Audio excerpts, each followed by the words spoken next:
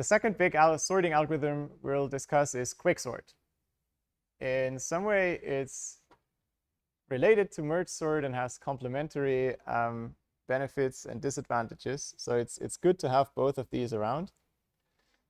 Again, before we start, let's do a quick check of what you know.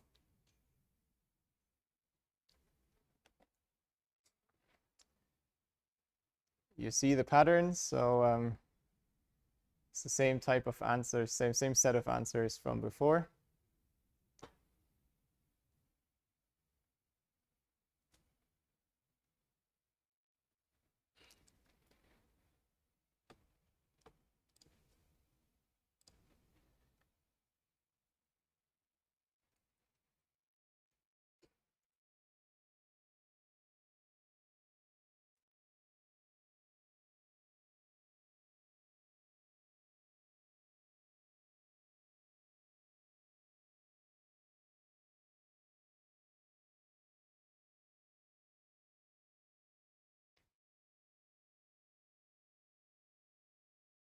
Okay, let's slowly move on. And okay, so there's a majority vote, which is correct. But there's a few more people not so well familiar with Quicksort, so maybe this is a good excuse to do this part a little slower. I'll come back to it. So similar to merge sort, we have one key step that we do, and then we recurse to make that into a sorting algorithm. For merge sort, that was merging. For Quicksort, it's partitioning. And again, a pictorial representation of this could be like this. That squiggly line is supposed to mean there's no specific order in this array at this point. So it looks smooth, but it can jump around wildly. And after partitioning, there's a pivot point. So this point here, where from that point to the left, everything is below the value at this pivot point. And from there to the right, everything is above that pivot point. All right, so the important bit is nothing in here and nothing in here. That's what partitioning means in the context of Quicksort. And let's see how this is done in a fast way on an array. It might not be exactly the version you've seen if you have seen Quicksort before, but this is, quote, the right way to do it. It has stood the test of time and came out as the best option. First of all, we need a pivot element. So we start by randomly choosing the value that will eventually be this dividing line. And that's going to be a tricky choice. But for now, we'll just pick the first element out of better ideas. And for the remaining elements, we have to decide whether they are smaller or bigger than this element p and move them around accordingly. And we start with one pointer on this side. So if that element here is smaller than the pivot, that's fine. So it's smaller. That means we'll leave it where it is for now. It's on the left, so small should go on the left. Let me take the next one. This is larger than the pivot. So that means it has to end up in the right half of the array eventually. So at this point, we don't like it where it is, but we wait before we do anything with it. Instead, we now start with a pointer on the other end of the array and do the same game. But now this is a big element and it's on the right, so that's what we like, and we leave it where it is. Whereas if we find an element that is small but on the right, that's again something we don't like. And now we're in the fortunate situation, we have two elements that are both in the wrong side. Let's just exchange them. And that's what you do. And then both of them are repaired at the same time. And this kind of double progress that you make for one swap is what gives this method usually an advantage over alternative ideas how you can do this partitioning. Right, then the next step is just continuing the same way. So you take the next pointer, that's a small one, it can stay where it is. You continue, another small one stays where it is. Next one is large, so we have to move from the other side. So we start at the other end. That's a large one, can stay where it is. That's a small one, so we have again two ones that are wrong ordered. swap them, then they're both happy. And at this point, you know that you're done when these two pointers that move towards each other have hit the same point. There's one last thing that you have to do to get this picture, which is swap the pivot in place of the last element of the first run. Now we have this nice situation, right? There's this line and this line, nothing in here and nothing stopping in here. Okay. A few remarks. We did not need extra space. All we needed was swapping elements around in the array that we're given. In a vague sense, at least, we visit every element only once, either from the left or from the right, either from the left or from the right, but we only touch it with one of the two pointers. And what we can do for free, this will become handy later, is return the position where the pivot is at the end. Because it's lovely to be able to partition the array in some way, but because we can't always guarantee where the dividing line is, it's useful to know where it ended up being. So we can return that from partitioning. I put detailed code for the partitioning procedure on the slide in this case, because unlike for merging, this code is surprisingly tricky to get right and has caused major performance bugs in the history of Quicksort. So Quicksort is a bit infamous for being tricky to implement correctly. It's not to say that it's an unsolvable task, but if you ever have to implement your own Quicksort, I highly recommend you to take an existing partitioning method. And this is one of the ones that is fairly robust against all sorts of performance issues. I can talk more about this offline if you're curious. It's an interest of mine, and I worked on this, but it's not relevant for this module. I just wanted to give you the definitive code in case you ever need it. What's left is turning this into a sorting algorithm. And now again, we have something that does part of it. It makes the array slightly more sorted, but it doesn't do the entire job. But what we can do is first do the partition so that we get into this situation where everything here is below, blah, blah, blah, everything here is above. The key trick of partitioning is I can sort this and I can sort this part independently. It will never happen that one element that's currently over here has to move to the left or vice versa. Because they're partitioned, all the elements on this side are smaller than the pivot, so in sorted order they have to be left of that pivot. In code that looks like this. So let me just briefly go through it. Again, it's a recursive procedure, so we have some range, and the initial call would start with 0 and n.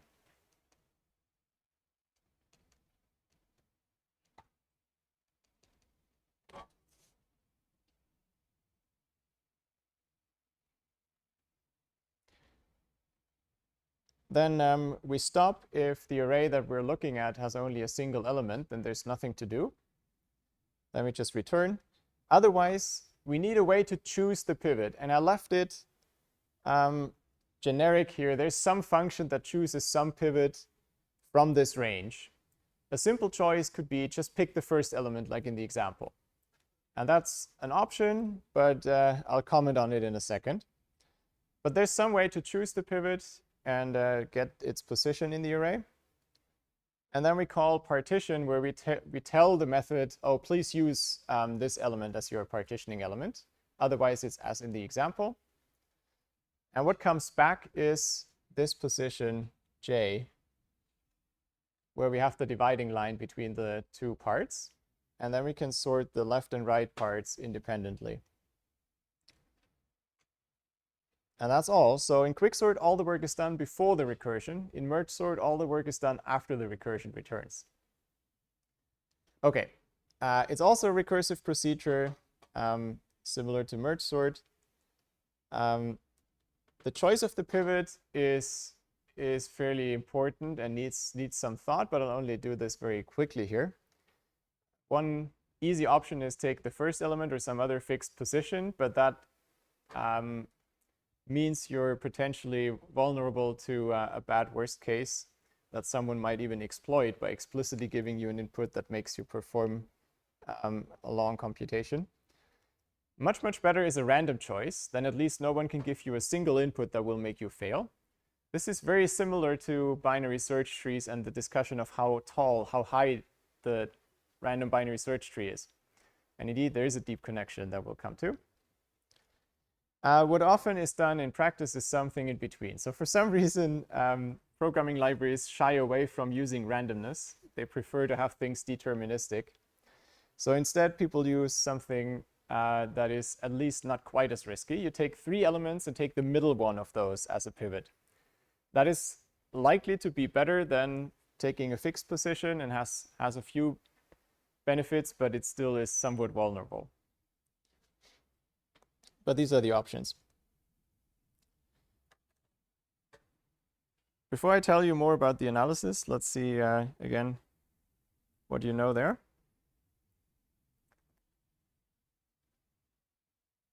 This is also a welcome starter question for exams. One possible such question.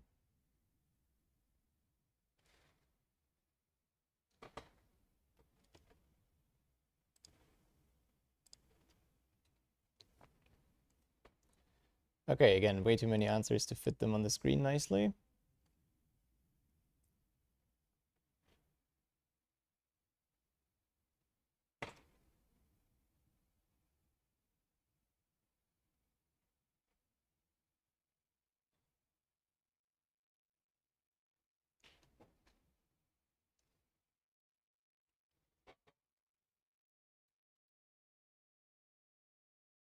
Okay, let me show you.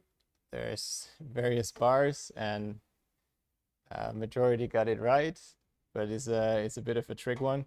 So definitely remember this one. Like if you take nothing else from this subsection, that's the one piece of information to keep. But I hope you take more because there's a lot more nuance to this. So the right answer, first of all, is n squared, much, much worse than n log n. I want to keep you, once in a while, I want to say a few things outside of the formal context. Log n is way smaller than n. And hence, n log n is way faster than n squared.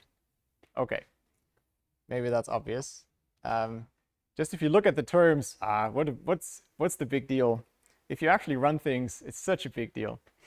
Okay, before we come to why that is the n squared worst case, I want to show you instead some connection to something we've already seen, and then we can recycle knowledge. That's cool, right? We don't have to work twice. We just have to make the connection. So let me show you the connection in the nice way, where I'll cheat a bit in the partitioning method. If you catch me cheating, you can show. I can comment on it offline again. So let's have a quick example of how Quicksort sorts this list. It picks a pivot, and I'm assuming here I pick the first element. Just to make the analogy nicer, it goes through in general. I'll take all the smaller elements in the left, all the bigger ones in the right, and the pivot goes in between. I'll give away the cheating that happens. This is not using our partitioning method where I showed you the code. It's one that is a little nicer to analyze. But the same arguments would hold true. It's just less transparent. Okay, so forgive me for that one. But I think you'll like the rest. Now that's not done, right? We have to recurse on this part and on this part for sorting. So we do that, find another pivot, and again split into the elements smaller, the elements bigger, and the pivot in the middle. That's not what I wanted. Jumped all the way to the end. It's a long deck of slides.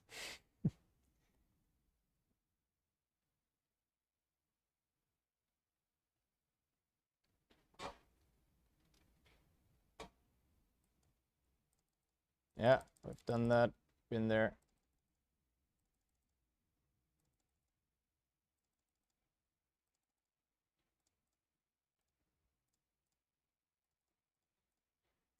Good, so we've been here.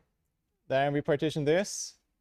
Again, pick a pivot. This time there's no elements bigger, but that's all right, that happens. If you keep doing like this, you get this kind of, well, picture. Now, let me put these lines in just for fun of it. That's basically the recursion call. So we have one recursive call that splits the entire list, and it is left with that pivot element, and then has a left and a right recursive call. So it does two more recursive calls. So I'm just drawing the recursion tree, but I'm putting as the element representing that recursive call the pivot. Okay? Good. Without much explanation, let's take these elements and insert them into a binary search tree with our procedure from last time. 7 is inserted first, so it becomes the root and stays the root. Then 4 comes, it's inserted, is going to the left. 4 is inserted, is smaller than 7, smaller than 4, so it's inserted at this spot. Okay, you see how this goes, and if not, watch the videos from yesterday again. So you keep going like this and insert them in this binary search tree. And you see the left and right picture is the same, right? This is the same shape here as this. It's the very same tree. Isn't that somehow interesting? Is that a specific example where this happens? No, this is always true. If you build the recursion tree like this, you will always get the binary search tree that you would have got if you take the lists that you're sorting and insert them in the binary search tree. In fact, Quicksort and binary search trees are very intimately related. They're almost the same thing, just doing things at different times. If you even look at the exact comparisons that are done in Quicksort, quicksorting that list, or inserting the elements in that order into a BST, it's the same comparisons. They just happen in different order.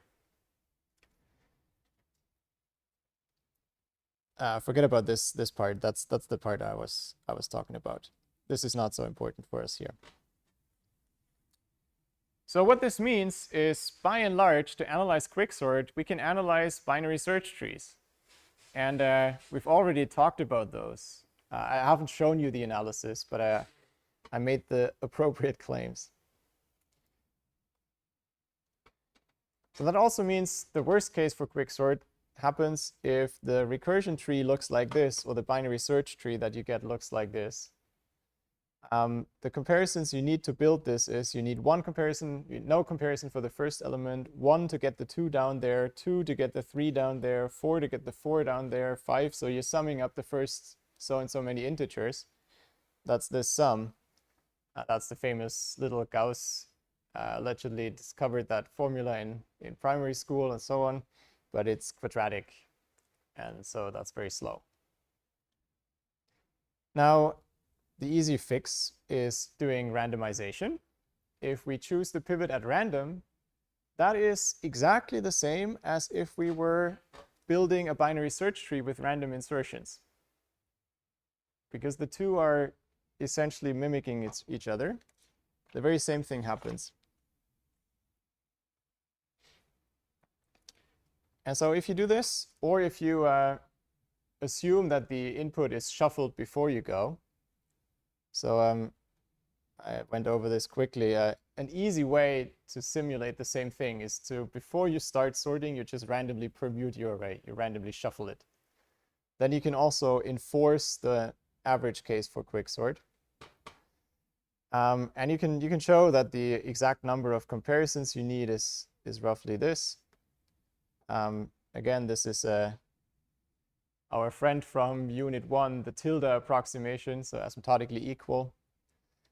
And you can prove statements like this.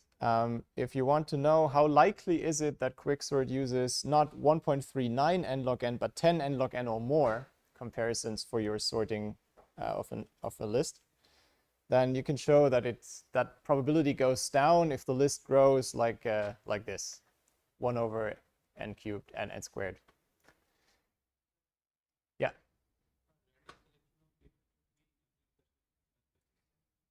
Yeah, so when I say random pivot, that means whenever you do a partitioning step, you choose the pivot randomly from the range at every recursive step. So that's why it might be faster to do the shuffling at the beginning once and for all, and then not worry about randomness. Depends on details.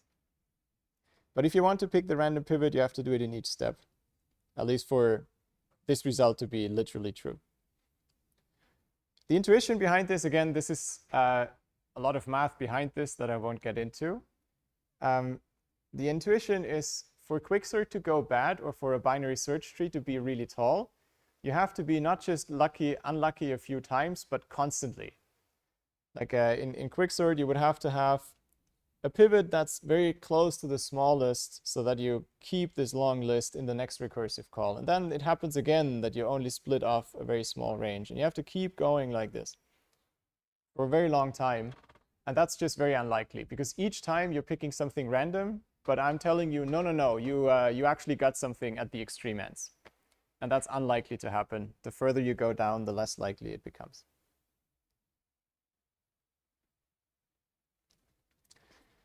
So to wrap up on the discussion of Quicksort, this is not something that follows from what I've shown you, but if you do experiments with implementations, Quicksort turns out as the fastest general purpose method. It's usually a bit faster than merge sort, at least on random inputs when there's nothing to exploit.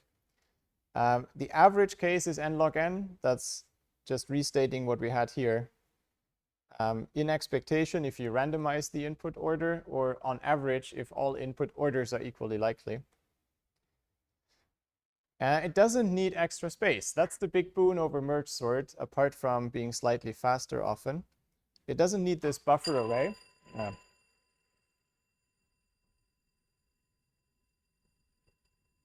It's just the test.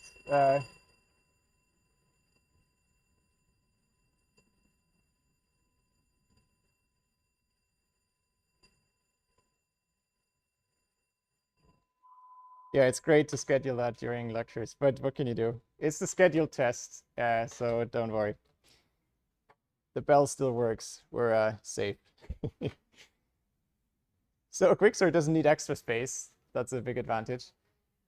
Like merge sort, the memory access is sequential in the sense that you walk over the array without jumping around. So that's the same. Unfortunately, it has this worst case that we can't really discuss away. It's very unlikely, but it's a possibility. So sometimes that's a problem. The other downside is it's not stable, and it can't easily be made stable if you keep in place. Again, as a theoretical puzzle, you can make it stable and in place, but then it's slow, so it's not really something to go for. The typical implementations of Quicksort are not stable. And I would even put it as an open problem. In a way, that's also interesting. Nobody really knows a simple algorithm that is explainable on a few slides like this, that's fast in practice and is stable and in place at the same time. It seems these two things just are hard to combine.